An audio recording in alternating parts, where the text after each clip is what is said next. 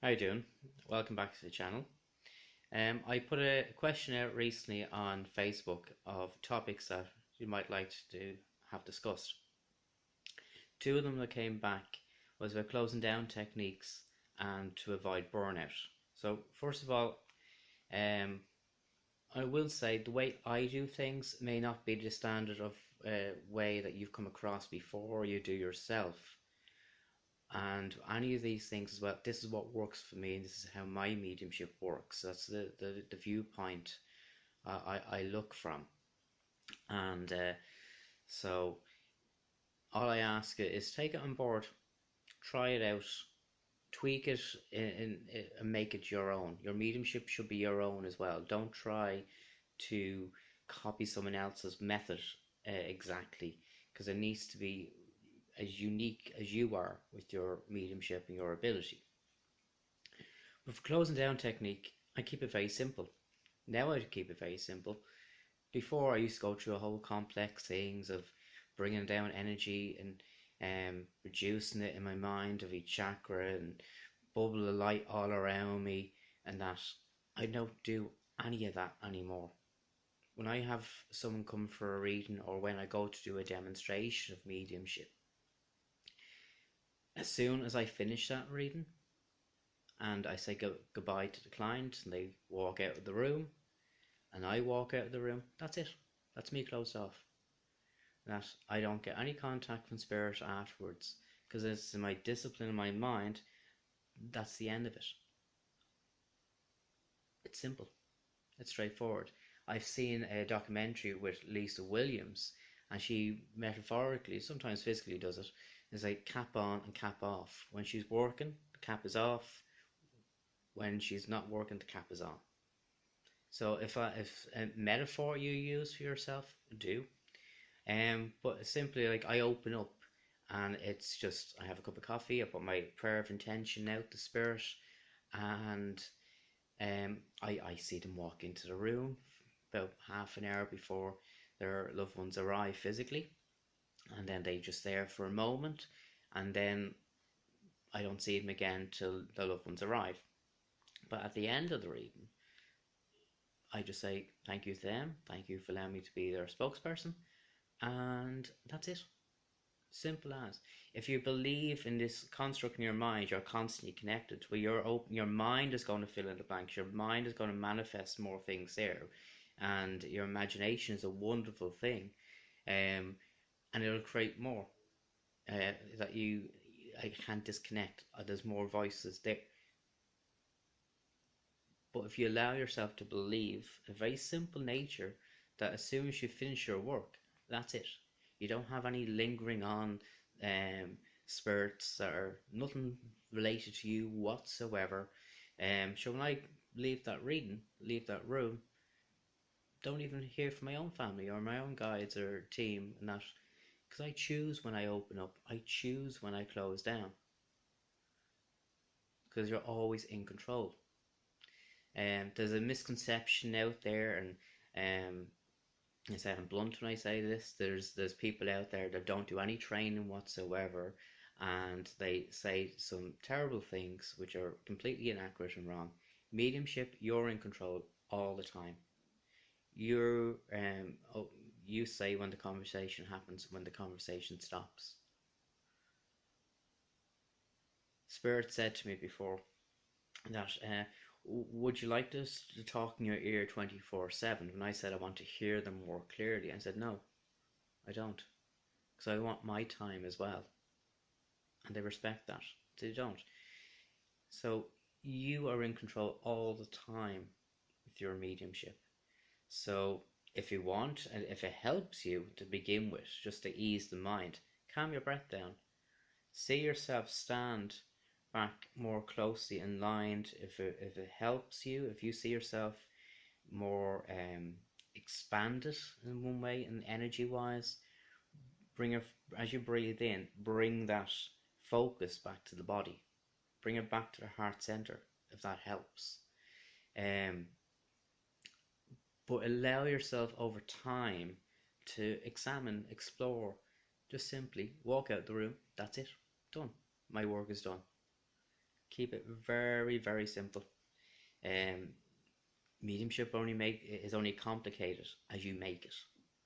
So keep it very simple, very natural, normal conversation, and that's all I would say on that, because that's all I do.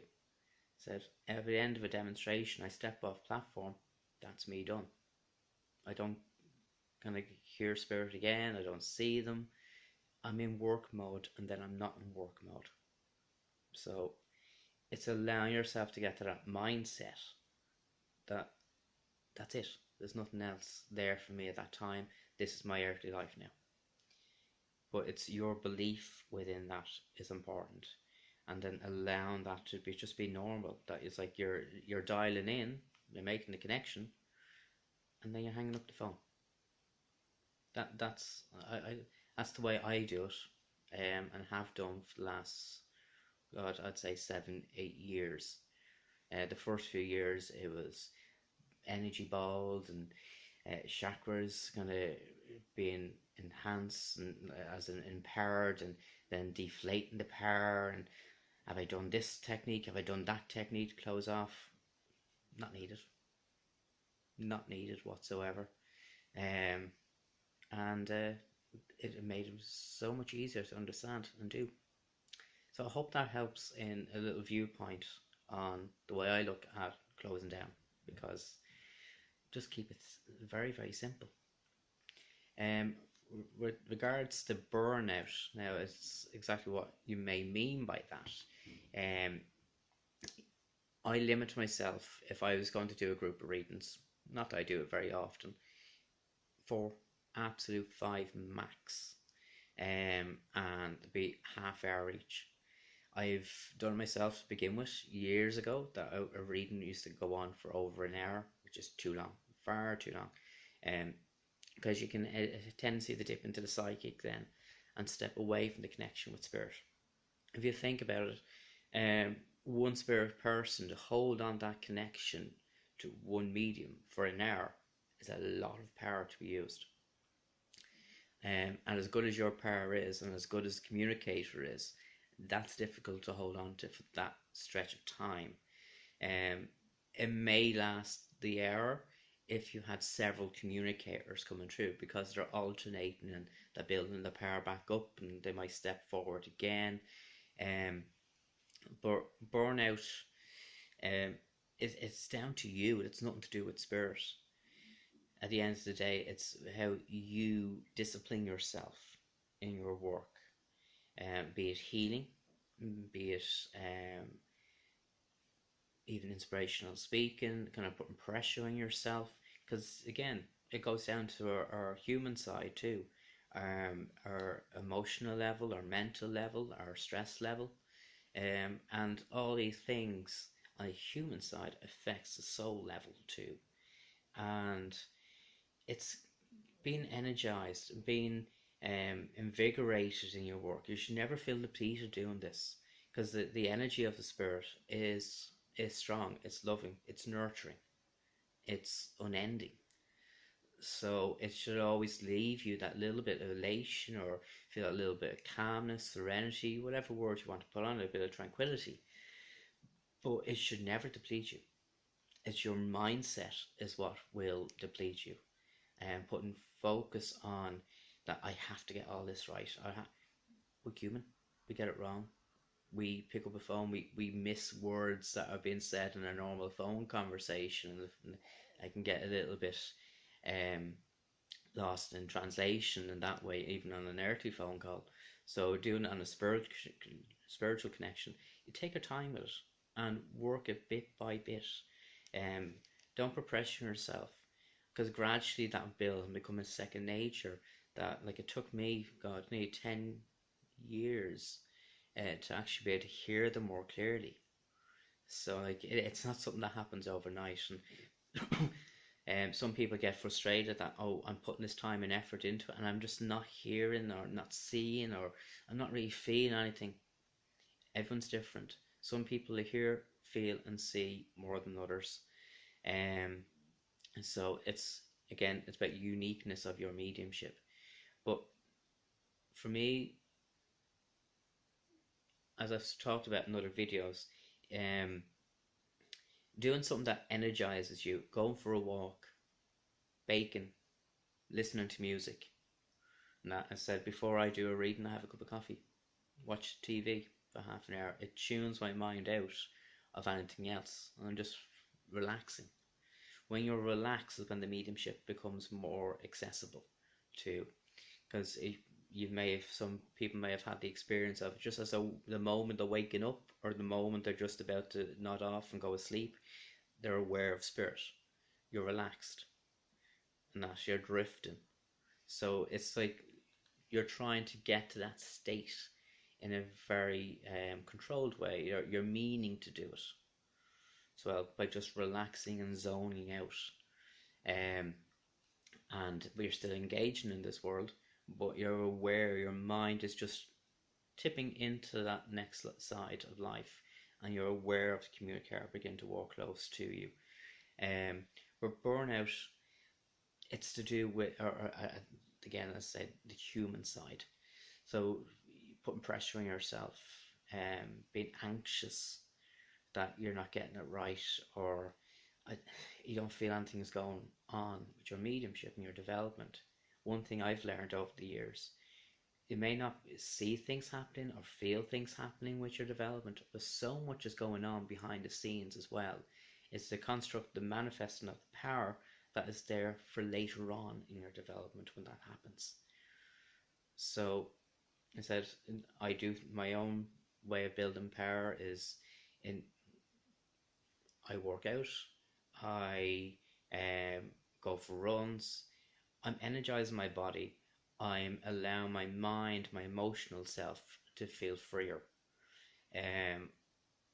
If the mind and the body and the emotional self is in a nice balance, you're allowing that essence of the soul to emerge forward when you tune into that aspect.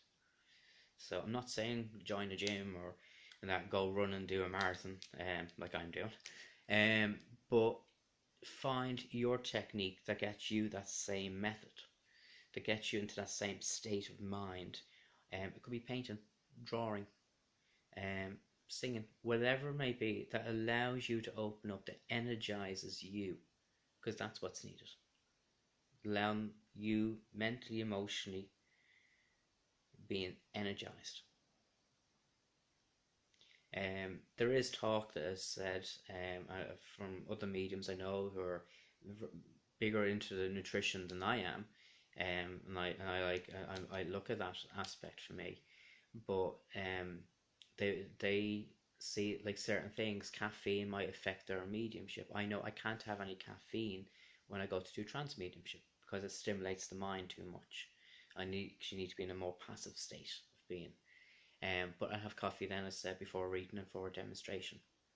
So it's and then it could be not eating too. I can't eat anything too heavy before a trance demonstration, because again the body is being active in digestion.